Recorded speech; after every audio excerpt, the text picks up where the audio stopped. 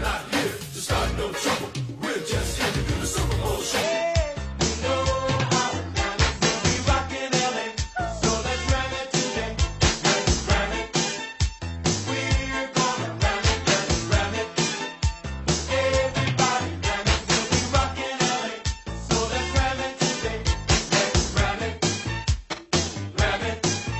Well, they call me Sweetness, and I like to dance. Running the ball is like Mickey Moore Mance. We had the goal since training camp to give Chicago a Super Bowl champ. And we're not doing this because we're greedy. The Bears are doing it to feed the needy. We didn't come here to look for trouble. We just come here to do the Super Bowl show. Ask how many dickers that dick the son. I lead the Rangers, I'm the Rams top gun. They say I'm as smooth as a runner can be. Even Sweetness and the others are talking about me. I like to dance and have a lot of fun. When it comes to ladies, want a brainy one. But enough about me, we hit a ram it, you see. If you ram it just right, you can ram it all night. Well, welcome to the first ever edition of Total Football Talk. The introduction is a little bit lengthy. If you guys want me to change it entirely, I don't blame you. I took the two worst moments in our respective teams' history and put it together. Eric would disagree. He seems to think the Super Bowl Shuffle is a piece of musical genius that Aretha Franklin would approve of, but I disagree. It's funny, it's designed to be that way, and it's a little bit of mine and a little bit of Eric's team, but we're coming together and we're doing some Total Football Talk. So today's pretty cut and dry, guys. There's no results to report. I picked 3 games, Eric picked 3 games, and then obviously he's going to cover the Bears a little bit, I'm going to cover the Rams a little bit, and we're done. That's pretty much what the show is going to be, righty? Absolutely. How's it going, guys? Good to be talking about NFL again. And the Super Bowl Shuffle is genius. Lee Bad. He didn't mention that part, but that's okay. So it's ingenious, he says. All right. Now, Eric, you're kind of one of the first games I want to talk about. So I'll let you kind of say your 2 cents on this one, and then I will put in my 2 cents, and let's go ahead and do a prediction, okay? Sounds good. What game are we talking about? We're talking about the Jacksonville Giants game. Well, considering that's not the first game that starts off the 2018 NFL season, we will go Giants and Jacksonville. Listen, I'm excited for this game. I wish I got it here, and I'll tell you why. 2 reasons. Saquon Barkley and Jacksonville's defense. I want to see Odell Beckham Jr. versus Jalen Ramsey. I think it would be a great, great matchup. As far as anything else goes, I'm really curious to see Jacksonville's offense, only because they don't have Allen Robinson. He left in free agency, signed by the Bears. They don't have Allen Hurns, left in free agency, signed by the Cowboys. Leonard Fournette is in his sophomore season, so I expect big things out of him. The Giants' defense, on the other hand, I don't know what to expect. They've been a Swiss cheese defense for the last couple of years. Yeah. I would know. I picked them for the Super Bowl last year. That was a horrible pick. Yeah. And you guys would know that. And I got laughed at after about week 1. Yeah, Anyways, yeah, you did. It should be a pretty prolific offense for the Giants. Barkley adds a new dimension that they haven't had, probably Tiki Barber. Manning's got weapons. He's got Sterling Shepard coming back. Odell is finally healthy after his ankle injuries last year. And he's got Evan Ingram, who's coming back from a concussion, but he adds an element down the middle of the field that, even though Jacksonville can cover, I still like this matchup for the Jaguars. Do you trust Blake Bortles or do you trust Eli Manning? Well, I mean, Eli's been on the downside going down for a while, so maybe this is his last swan song. I like the Jaguars in this game to come out and solidify their defense right away, but I think it's going to be a high-scoring affair. Okay, we'll worry about that later. Okay. All right. Sorry, my little kiddo had to tell me something. Eric, the reason I wanted to do this game first is because me and you both wanted to pick this one, and this is probably the game I'm most excited about.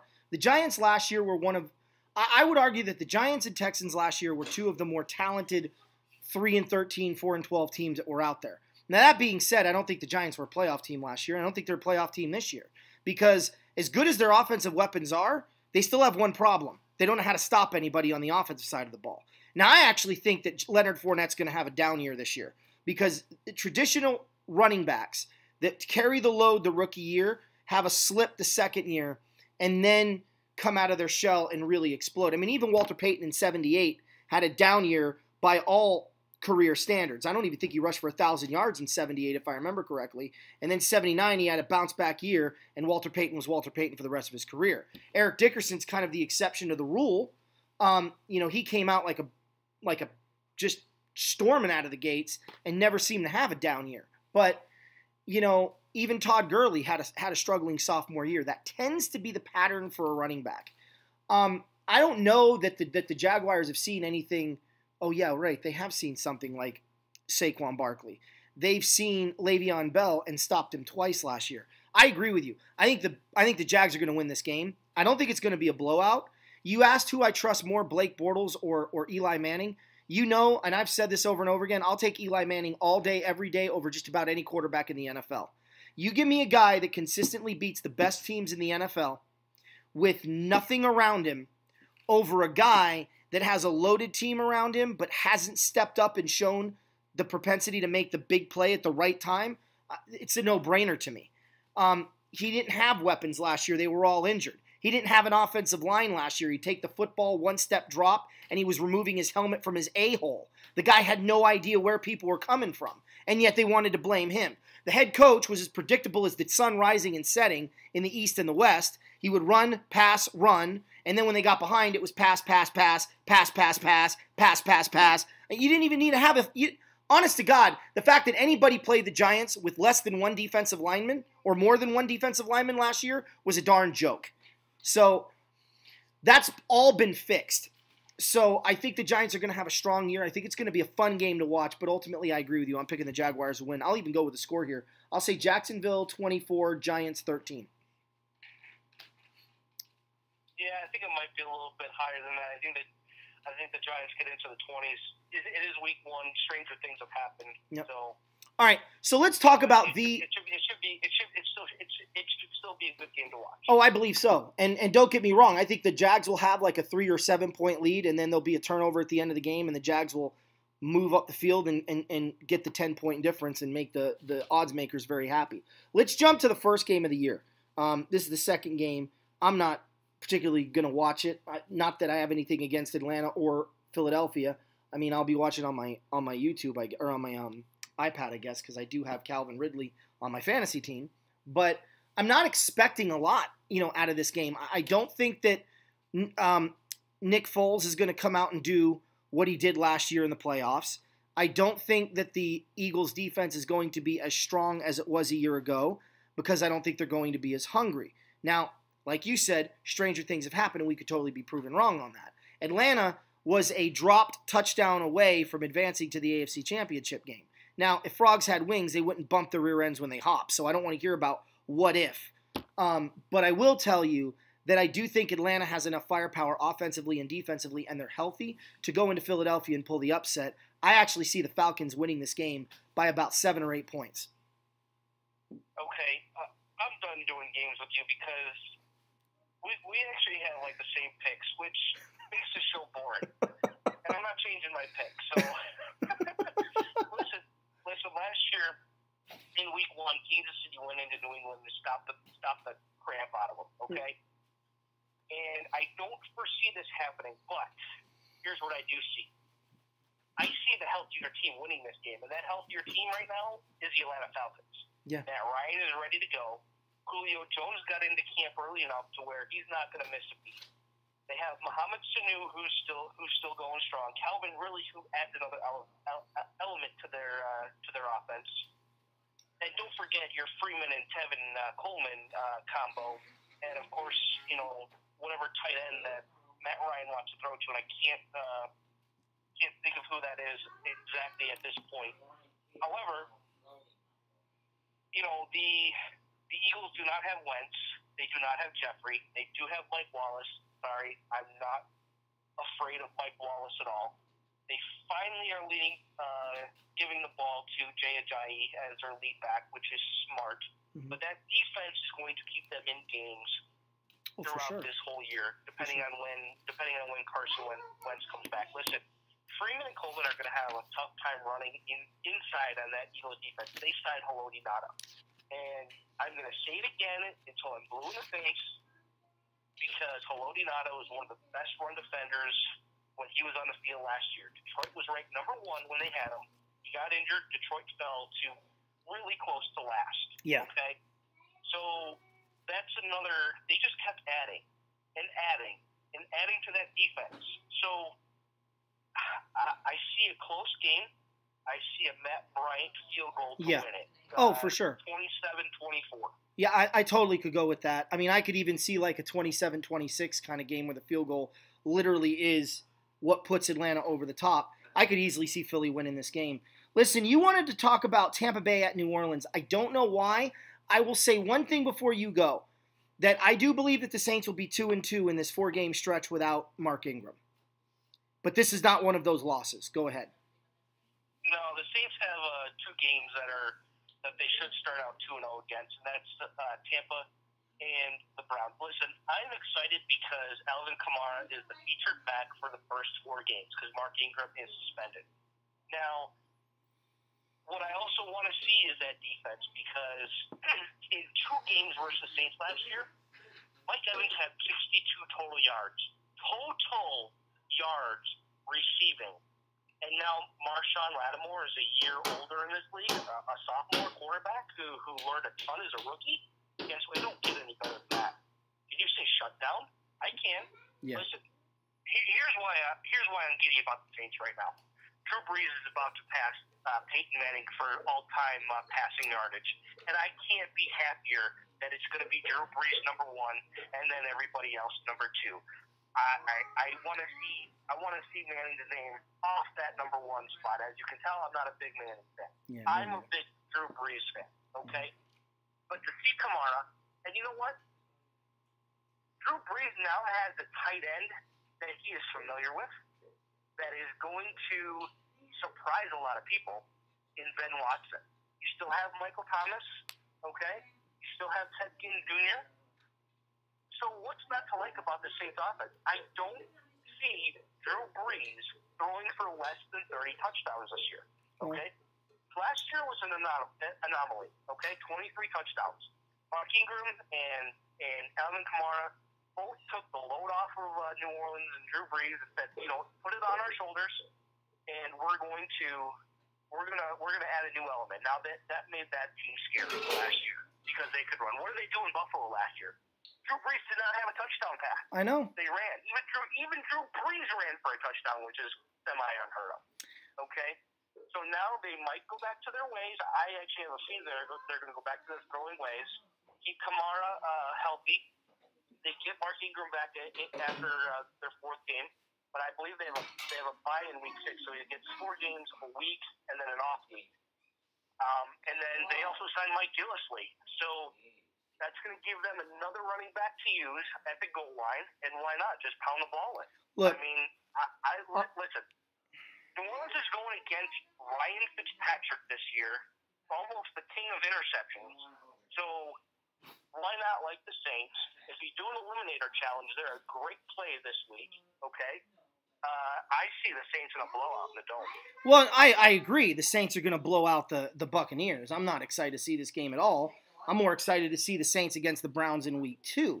I don't know that the Saints are going to be able to deliver the same type of results that they've delivered last year. When you're not a running team, hold on a minute. Guys, can we tone it a tad? When you're a running team for the first time and then you try to open up the passing game, the Saints got to figure out what they are. Because people are going to be tuned into the running game. And Kamara's in his 2nd year, so you have that sophomore situation. Now, the difference here, and why I agree with you that Kamara's going to have a strong year this year, is because the team around him is healthy, and they're just as good as they were last year. It's not like the Rams where they lost people or they weren't really that good, and Gurley took everyone by surprise. They loaded the box and said, okay, beat us with an archaic system. I get all that.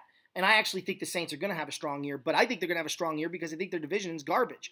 Other than Atlanta, I don't think anybody else in that division but New Orleans and Atlanta end up over 500. And yes, I'm including Carolina. Carolina's defense is going to keep them in a lot of games. Kuechly's going to get hurt. Kuechly's going to get hurt like he always does. He's going to miss 5 or 6 games, and it's an odd year, or an even year, so we all know what that means for Cam Newton. A bad year. So maybe I'm wrong. Maybe he breaks the jinx, but I agree, Saints in a blowout. I'm not going to go necessarily with a score. But Carolina's got no offensive weapons outside of Cam Newton and Christian McCaffrey and Greg Olsen. Like, does Devin Funchess really scare you? Does DJ Moore really scare you? Does CJ Anderson have anything left in the tank? No. I mean, come on. Okay, so I want to move on because we spent too much time on the Saints and Buccaneers. No one, I agree with you. They have no weapons. That's why I'm not picking Carolina to have a strong year. Okay? I don't mean to cut you off, but we're at 15 minutes and we've only done 3 games. San Francisco at Minnesota. Eric? Okay, we're done.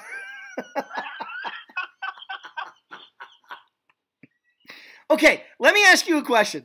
And I want you to be honest, because I'm picking Minnesota not because I hate the 49ers, but because it's in the Dome.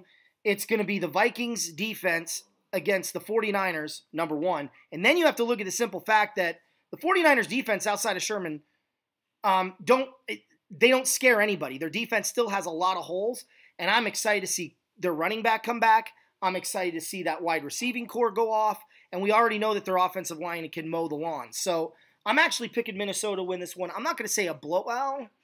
Would you consider 17 points a blowout? It's on the cusp, but yes. All right. It depends on when San Francisco scores to get it to 17, or if Minnesota scores a last-second touchdown or something. I don't know. I'm going to go 34-17 Minnesota over San Francisco. But I'm looking forward to this game for 2 reasons, and I'll tell you why. One, I want to see if Garoppolo is indeed going to take some steps back, because he can't keep stepping forward. At some point, he's got to show a little regression before he explodes forward. It's just the nature of the beast in playing professional football. And there is no better defense to set him back a few steps than the Minnesota Vikings defense. If they decide to show up. I mean, I remember week 2 against Pittsburgh was a joke, but I don't see this being that same situation. Plus the Vikings are home. Yeah, Vikings home. Jimmy Garoppolo suffers his first loss in his San Francisco career. I'm excited to see. I can't believe I just said I'm excited to see what the Vikings and 49ers got. 2 teams that I can't stand. I know, right? But Kirk Cousins to Diggs and Thielen and Rudolph and even a healthy Dalvin Cook coming back. I mean, we already know what that defense is. So it'll be interesting to watch the Vikings' new toy, which is Kirk Cousins. But I'll tell you, he shouldn't get too comfortable back there, because we'll get to the reasons why in a little bit. Yeah. Well, I mean, that's all I have on the game. So if you want to get to why that is, go ahead. Well, why that is because I know you guys already know this, but Khalil Mack was traded to the Bears. So any NFC North QB should not get too comfortable in the pocket. There it is. All right, me and Eric joked that the Bears would beat the Rams. He said the Bears would beat the Rams 2-0. I said the Rams would beat the Bears 4-2. He said Khalil Mack gets a safety on, I think you said Gurley in the end zone.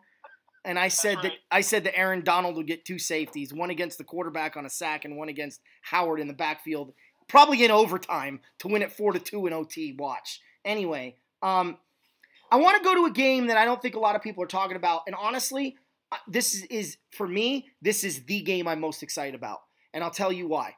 Andy Dalton finally gets a chance to have a great running back behind him and not a running back by committee.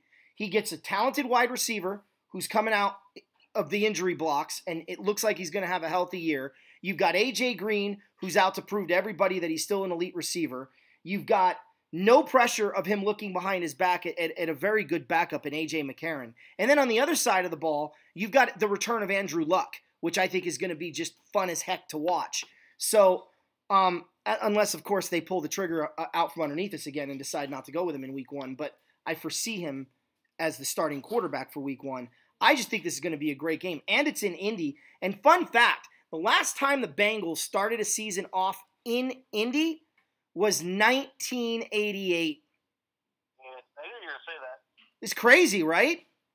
Yeah, they're not going to the Super Bowl. I'm not saying they are. I wouldn't mind it. I love them in the AFC, but I'm not saying that they are. But it's just an interesting little fun, and it's 2018. It's the 30-year anniversary. So who knew? Listen, I just hope that Geno Atkins and Michael Johnson don't send Andrew Luck to the sidelines. That's all I'm hoping. A healthy Andrew Luck is good for the league. I don't see the Colts really having a shot here in this game. I mean, I could be wrong. However, who knows how far Luck can throw the football? Whether that's to Jack Doyle or Eric Ebron. You know, if they're only 5 yards downfield, because I don't see T.Y. Hilton having a good game, but I do see the Bengals marching up and down that field with no problems at all. I mean, A.J. Green, John Ross, Tyler Eifert's going to be healthy finally for the first time in 2 years, and then you have Joe Mixon. And all Andy Dalton really has to do is just throw the ball or hand the ball off to Joe Mixon, and just let him go. Well, I will tell you, I agree with you, Eric. I'll wrap up the game with this. I agree with you. I think that the Bengals are going to win, but I actually do think it's going to be a good game because Andrew Luck is just that darn good.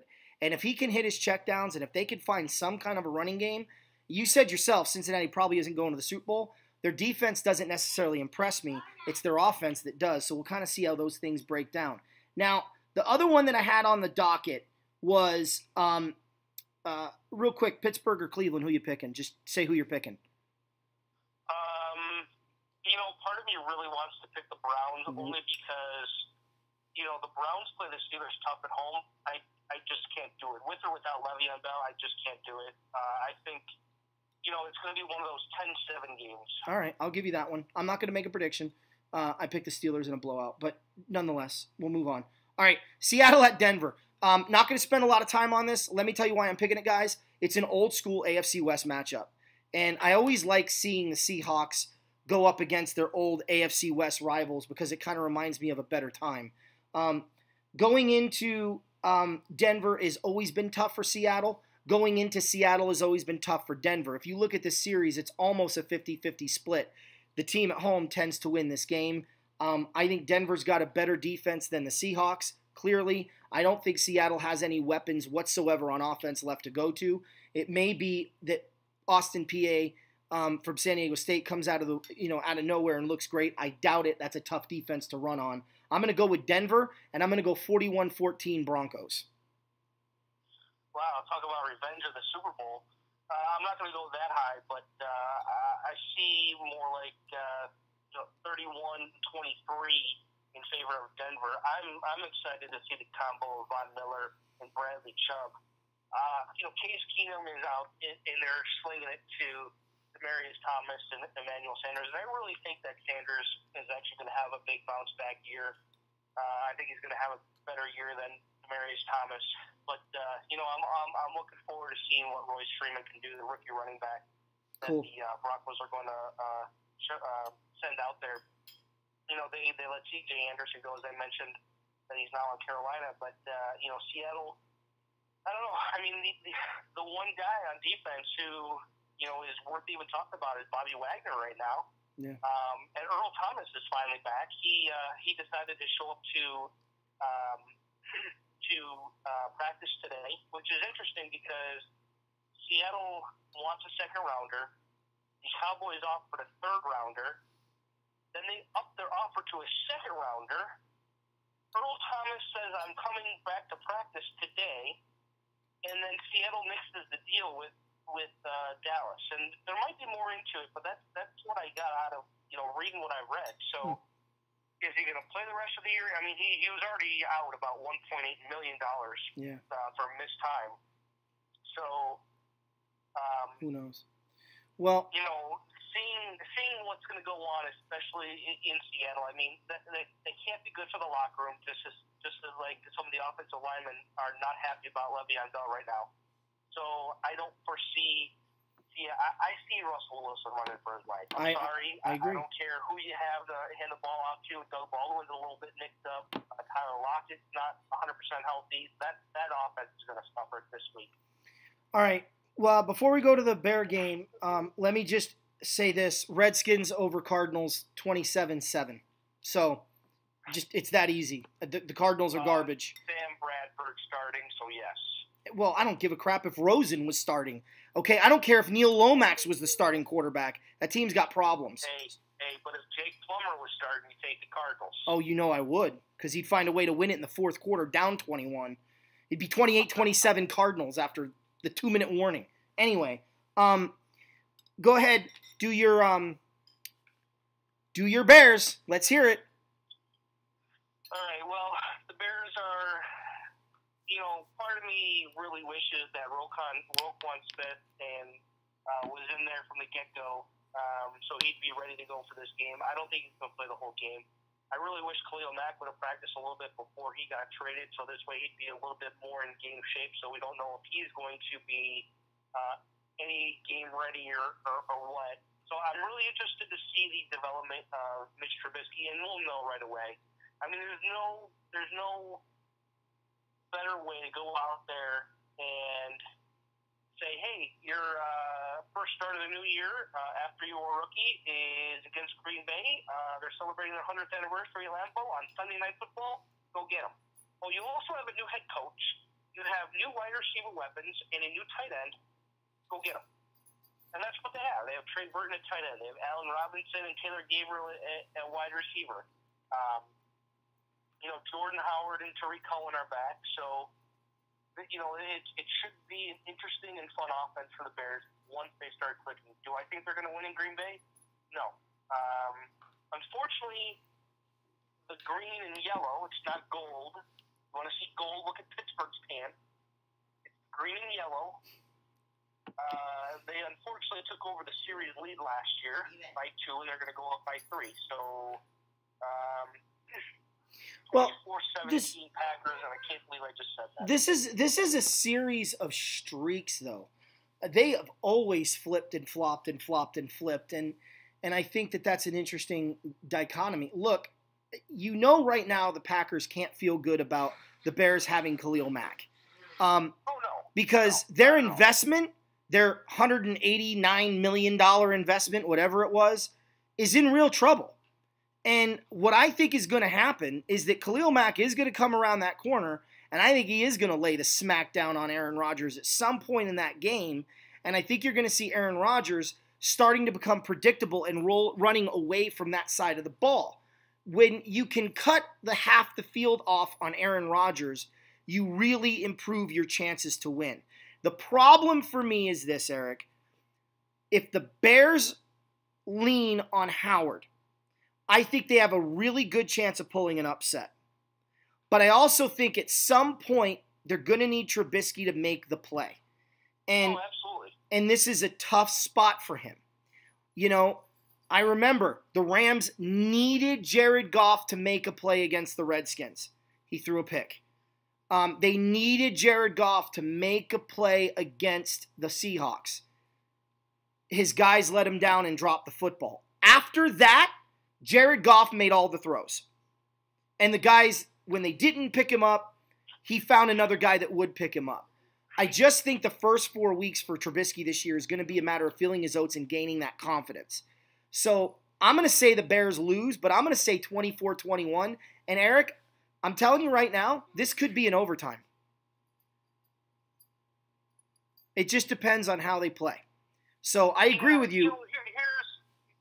Here's the other thing as well. The Packers have 2 rookie cornerbacks, okay? So if there's a way the Bears can exploit that, with somehow keeping Hockley and Dix in the middle and getting Allen Robinson one-on-one and Taylor Gabriel one-on-one with the corners, they have a real shot to have some explosive plays. And one of those corners is Josh Jackson. The name escapes me where he went to school. I apologize for that. But he's one of the corners, and then of course they drafted another in the second round. The thing is their featured back is Jamal Williams, okay, and then you also have Ty Montgomery. To me, their offense is a little bit of state of flux. They have Devontae Adams, and then Randall Cobb's in the slot, and on the other side is Geronimo Allison. They traded Jordy Nelson, or they let Jordy Nelson go, and he signed with the Raiders. So we'll see what kind of chemistry. They didn't have good chemistry in the beginning of camp, and it was a big deal. Aaron Rodgers is like, we're garbage right now. Well, So, and I'm paraphrasing that, but you know, when you have that, and even if you get on the same page, sometimes it takes a couple of games. So this is the game the Bears can go in and really cherry pick the Packers if they want. well, here, Jari Jackson went to Louisville, and the guy that you mentioned went to Iowa. So they've got some pretty good talent. It's going to be a fun game, I think. Now, I want to switch gears a little bit. We've done this now twice. I picked a game that was kind of out of the picture of the norm, and you picked a game that was kind of out of the picture of the norm, and this is that one. So talk a little bit. We're almost done. We got 2 more games to cover. So go ahead and talk about the Jets and Lions. Well, here's why I want to talk about the Jets and Lions. Youngest rookie quarterback to ever start week 1 of the NFL season, and that is Sam Darnold. I think the Jets got a winner. It's going to take a couple of years for them to really build up. They are projected to actually be the worst team in the NFL this year. So, hello, top 3 pick for the Jets. Yeah. You know, and who they end up getting with that remains to be seen. But you know, their running back Elijah McGuire, that's their featured back. They're also going to have Robbie Anderson, who was in and out of camp a little bit because he wasn't sure, you know, what kind of legal troubles he might have been in from some incidents that occurred within the last year or two. So, and they also have Austin Seferian-Jenkins as well. And, I mean, if you remember that name, you remember the time where he played the Patriots last year and basically, you know, fumbled the ball right out of the end zone. Yeah. And the Jets ended up losing. So, but what's also going to be interesting is it seems like a Jet-Patriot game all over again because Patriots defensive coordinator last season, Matt Patricia, is now the head coach of the Detroit Lions. So we'll see what kind of system that he implements. There's never really been a Bill Belichick disciple who has actually gone on and done good things in the NFL. right. Okay, so as a Bears fan, I'm interested to see what goes on. Now, of course, Detroit on their side of the ball, you know, Patricia is really going to hammer out the defense, but the offense is pretty much going to stay the same because Jim Bob Cooter didn't go anywhere after last year.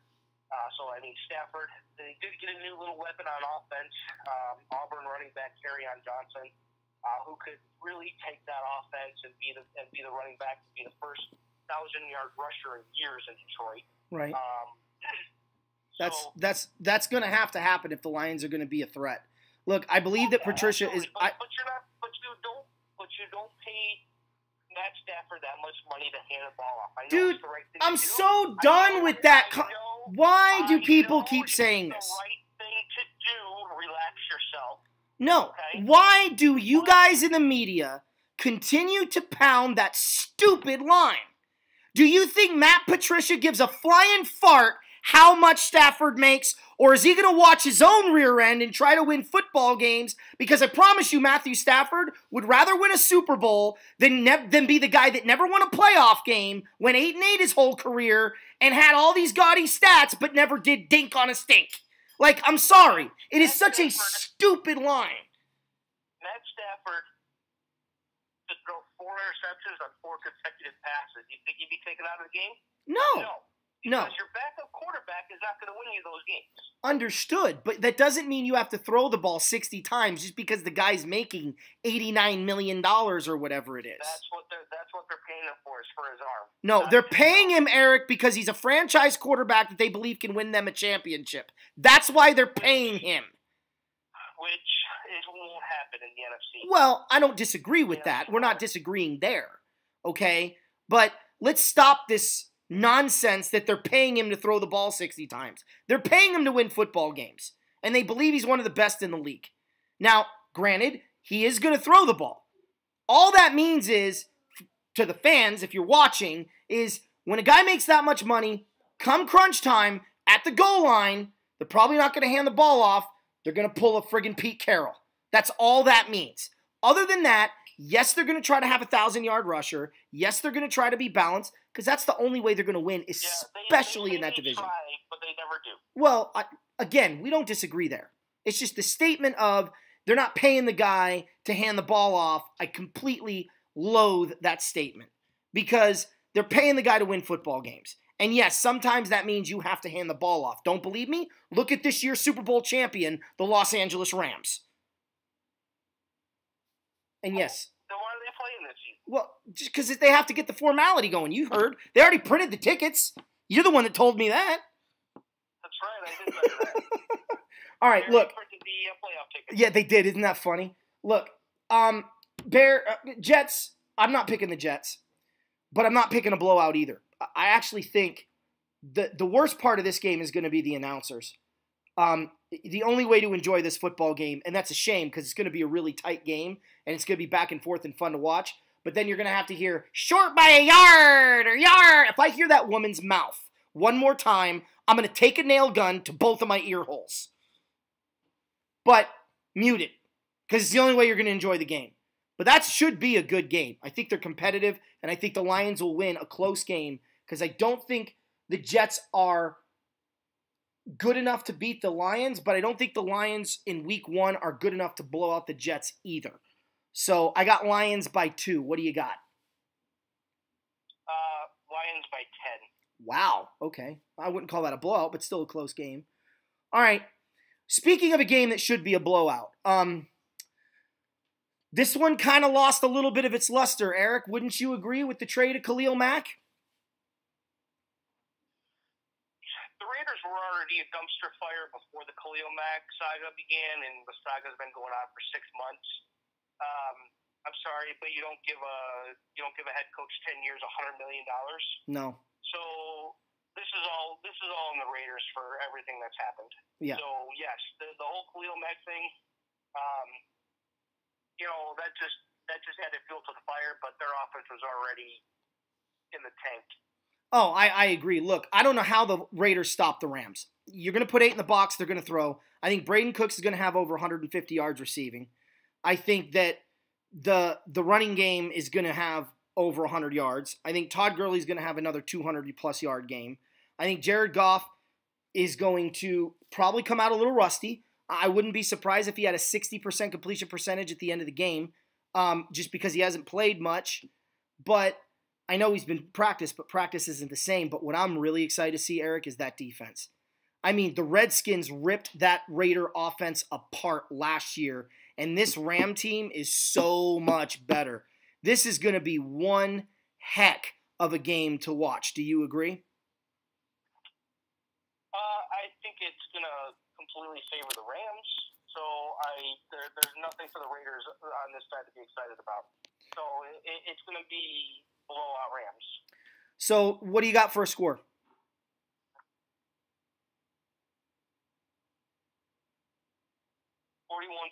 41-20. 41-20. Okay. I can go with 41. I don't know if they're going to score 20 points. I'm going to say 41-3. I mean, the Rams may turn the ball over and the Raiders may get in field goal range that way. I don't know how they're going to move the ball on this offense. They don't have Crabtree. Amari Cooper is a good wide receiver, but they can put Marcus Peters on him like the Chiefs did, and that shuts that equation out, down, and over.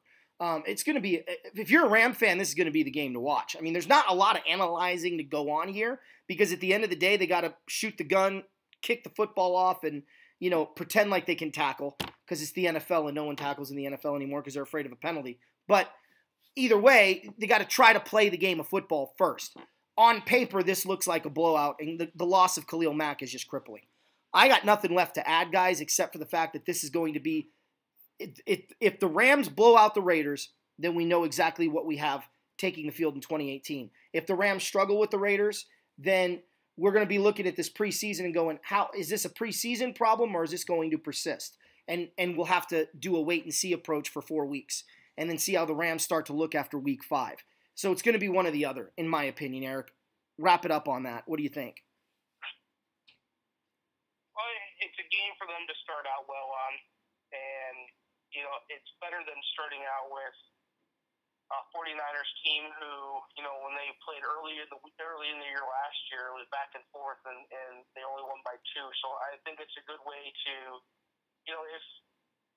I think it's a good way to get your first win, and then once that's out of the way, make sure, even if you get a sizable lead, you start taking some of your starters out just because you don't want to risk injury. I don't care if it's week 1. I'm still looking for the long term. Agreed. Agreed. And that is for, if this was a 49er, Seahawk, or Cardinal game, I keep my starters in because that's what I do. I keep my starters in, especially against division teams. Like if the Bears go up 42-0 in the second quarter at Green Bay, hell, I want them to break their own damn record. Right. Okay, and just stick it to them. Mm-hmm. But in a game like this, you really get your lead, and then just just say, we're content with this. Let's put in our backups. Let's get them some meaningful snaps because typically they're not going to get snaps early in the season. Well, and I agree with that, and I'll wrap it up with this. It's a short week for the Rams, and we need to remember that because they play Monday night, the second game of Monday night, which is a later start than normal, and then they got to play next week on Sunday against Arizona. So it is a shorter week for them. So we'll kind of see what happens. But guys, we hope you like the new show. We actually kept it under 40 minutes. It's a freaking miracle. Total Football Talk. First, I'm not even going to label these episodes. You guys know that this is episode 1. So I'm Anthony. And I'm Eric. And hey, go Rams, and